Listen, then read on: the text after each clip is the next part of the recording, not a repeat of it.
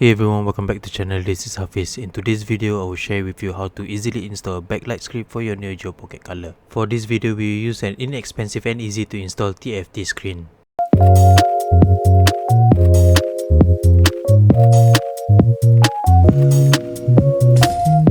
If you are new to the channel, do click the subscribe button and help the channel grow. It is free and it will really help the channel grow. The Neo Geo Pocket Color was released in 1999 by SNK in an attempt to compete against the Nintendo Game Boy Color.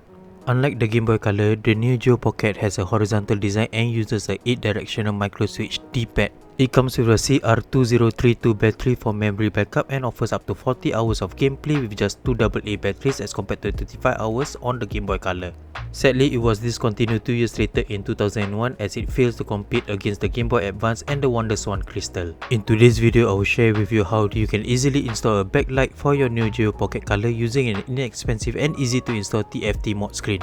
The Neo Geo Pocket Color has similar screen to the Game Boy Color and installation will be similar to the GBC TFT Mod video which I made not too long ago. Check out the link on the top right or in the description below to see how you can mod your Game Boy Color. In this video, I will show you step by step on how to buy the backlight kit, the tools required for this mod, and I will show you the installation guide. We will test out the final product and in the end, I will share with you some of the pros and cons about this mod. Alright, let's start with buying the kit. Here I'm on AliExpress, link will be in the description below. We will be buying the NGPC TFT screen kit.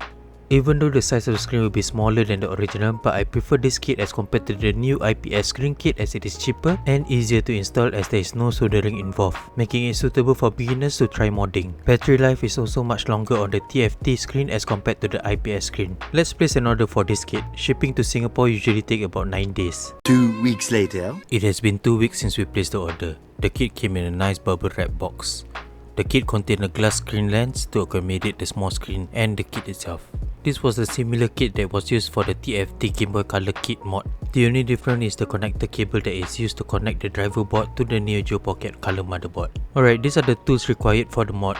I recommend getting the console repair kit, link will be in the description below. In this kit, there will be a tri-wing screwdriver, a Phillips head screwdriver which we will need for this project. The repair kit also comes with a game bit which will be useful for other console repair in the future. We will also need a plastic pry tool, a Kapton tape and some IPA to clean the board if needed. Okay, start by removing the joystick. I find the best way to do this is to use a pry tool and a screwdriver to lift the joystick up. Next, remove the game and batteries if you have not done so.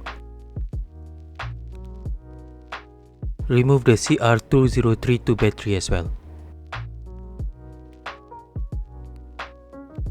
Next, using a Phillips head screwdriver, remove the 4 screws from these points.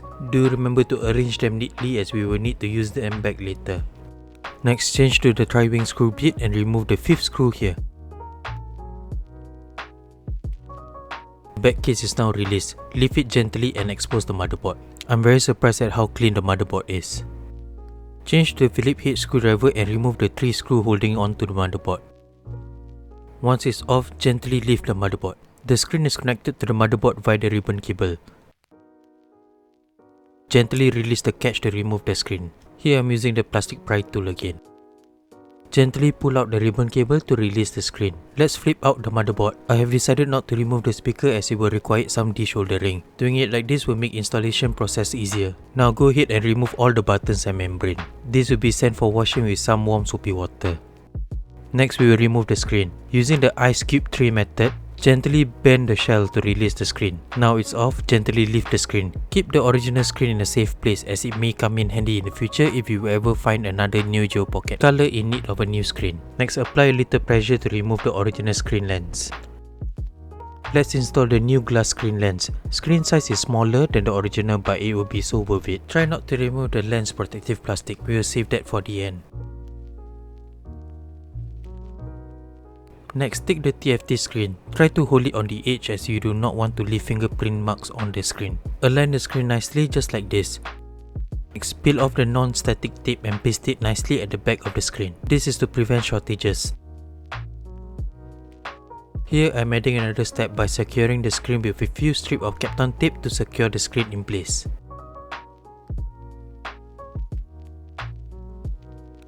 Next, take the non-static tape and paste it at the back of the driver board.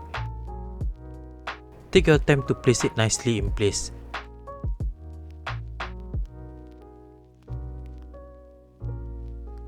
We will now connect the screen to the driver board. Align and push the ribbon cable all the way in before snapping the connector. Next, fold the driver board behind the screen like this. Here I'm putting additional Kapton tape to hold everything in place. Gently bend the touch sensor so that it sits nicely in the shell. Add another strip of Kapton tape to hold everything in place. Next, we will connect the driver board to the motherboard. Align everything nicely and push the ribbon cable into the connector before locking in the build in place. Now go ahead and install back the buttons and the membrane. Screw back the 3 Phillips head screw to secure the motherboard. Next, let's put back the back housing. Using the Phillips head screwdriver, screw back the 5 screws. Take your time with this step.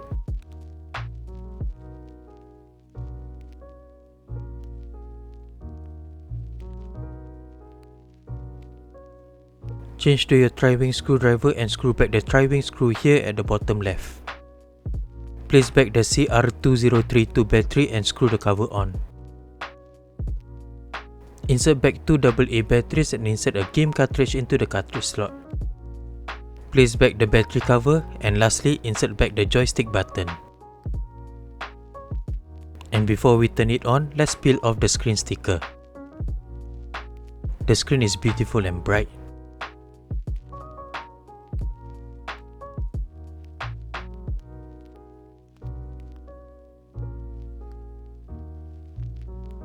Tapping the brightness sensor on the top left cover will cycle through the 5 levels of brightness. It does look like a completely new device.